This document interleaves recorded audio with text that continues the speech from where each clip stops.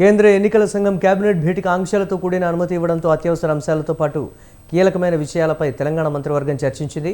June 2న Telangana ఆవిర్భావ వేడుకలు ఘనంగా నిర్వహించడంతో పాటు ఈ వేడుకలకు కాంగ్రెస్ అగ్రనేత సోనియా గాంధీని ఆహ్వానించాలని మంత్రిమండలి నిర్ణయించింది.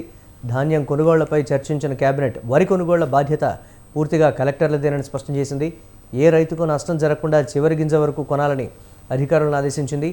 రైతులకు 2 లక్షల రైతు రుణమాఫీ, రాష్ట్ర విభజన అంశాలపై లోక్సభ ఎన్నికల ఫలితాల తర్వాత నిర్ణయం తీసుకోనుంది ప్రభుత్వం. మంత్రి శ్రీధర్ బాబు మాట్లాడుతున్నారు. లైవ్ ద్వారా చూద్దాం. సాంకేతిక పరమైన ఏదైనా ఉపాయాలు చేసినా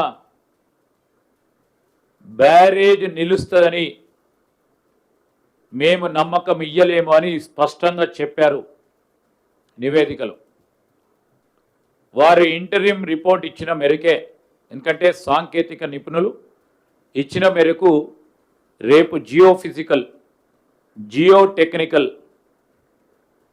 సంబంధించిన సిఫార్సులు తీసుకొని ఆ కమిటీల పరంగా తీసుకున్న నిర్ణయాలకి వేగవంతంగా చేయాలని మరి పెద్దలు మా సహచర మంత్రివర్గ సోదరులు ఉత్తమ్ కుమార్ రెడ్డి గారు ఢిల్లీకి సంబంధించి అక్కడున్న డ్యామ్ సేఫ్టీ అధికారులతోని సంప్రదింపులు చేస్తూ, అదేవిధంగా ఢిల్లీలో ఉన్న ప్రస్తుత మంత్రి గారితో కూడా మరి వారి సమయాన్ని కోరుతూ, ఎందుకంటే వేగవంతంగా ఈరోజు కమిటీ ఇచ్చిన పనులను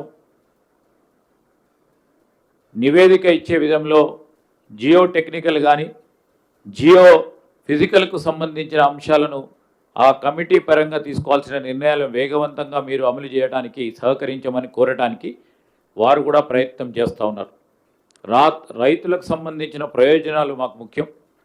ఆ క్రమంలోనే ఈరోజు మేము తీసుకునే నిర్ణయాలు క్యాబినెట్లో ప్రతి ఒక్క మా సహచర మంత్రుల సోదరులు కూడా ఈరోజు మరి మేడిగడ్డ కానీ అన్నారం కానీ సుందిళ్లకు సంబంధించిన బ్యారేజీలకు సంబంధించిన అంశాల విషయంలో సాంకేతిక నిపుణులు ఏం చెప్తే స్పష్టంగా ఆ విధంగా చేస్తే బాగుంటుంది, అదే విధమైన ప్రయత్నం చేయాలి, అదే విధమైన చర్య తీసుకోవాలని ఒక నిర్ణయం తీసుకోవటం జరిగింది. ఎందుకంటే ఇంతపూర్వకం సాంకేతిక నిపుణులు చెప్పింది వినకుంటే ఏమైందో మనం అందరం చూసినాం, రాష్ట్ర ప్రజలందరూ చూసినారు. మళ్ళొకసారి ఆ విధంగా జరగకుండా ఉండాలని ఒక అభిప్రాయంతో ప్రజాధనం దుర్వినియోగం కావద్దనే ఒక ప్రధానమైన అంశంతో సాంకేతిక నిపుణులు ప్రత్యేకంగా దేశానికి సంబంధించి డ్యామ్ సేఫ్టీ అధికారులు చెప్పిన విధంగా రేపు రాష్ట్రానికి సంబంధించిన ఇరిగేషన్ అధికారులు మరి ఆ విధమైన ప్రయత్నం చేసి రైతుల ప్రయోజనాలను కాపాడే కార్యక్రమం చేసి తీరుతామని మేము ఈ విషయంలో ఒక స్పష్టతతో మేము ముందుకు వెళ్తున్నామని రైతు సోదరులందరికీ కూడా మనవి చేస్తూ ఉన్నాం. ఇంకేమైనా ఉంటే మాట్లాడుతున్నాం.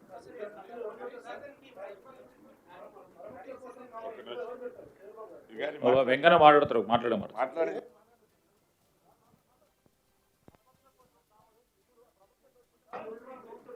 మా గౌరవ మంత్రివర్యులు శ్రీనివాసరెడ్డి గారు, శ్రీధర్ బాబు గారు క్లియర్గా అన్ని విషయాలు చెప్పిండ్రు. నేను జూన్ 5th రోజు మాట్లాడతాను. కాకపోతే ఒకటే విషయం నేను చెప్పేది, రైతుల మీద ఏ వలన రాష్ట్ర ప్రభుత్వం ఎన్ని ప్రత్యేకమైన జాగ్రత్తలు తీసుకున్నప్పటికీ కొంత ధాన్యం తడిచిన మాట వాస్తవం. రాష్ట్ర ప్రభుత్వం తడిచిన ధాన్యాన్ని కేబినెట్ డెసిషన్ ప్రకారం ఈ రోజు తీసుకున్న డెసిషన్ ప్రకారం ఆ ధాన్యాన్ని కూడా సేకరించడానికి మద్దతు ధరకే కొనటానికి రాష్ట్ర ప్రభుత్వం నిర్ణయం తీసుకుంది. అది కలెక్టర్లకు ఆదేశించాం.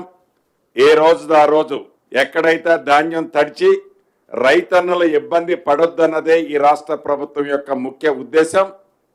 దాన్ని దృష్టిలో పెట్టుకొని గౌరవ ముఖ్యమంత్రి గారి ఆదేశాల అనుసారం ధాన్యము తడిచిన రైతన్నలు ఎవరూ కూడా ఆందోళన చెందొద్దని, అలా తడిచిన ధాన్యాన్ని రాష్ట్ర ప్రభుత్వం ₹1 కూడా ఎంఎస్పీకి తగ్గకుండా కొనే బాధ్యత రాష్ట్ర ప్రభుత్వం తీసుకుంటుందని కేబినెట్ నిర్ణయం తీసుకున్నది. రైతన్నలు, రాష్ట్రంలో ఉన్న రైతన్నలు ఎవరూ కూడా ఆందోళన చెందొద్దు.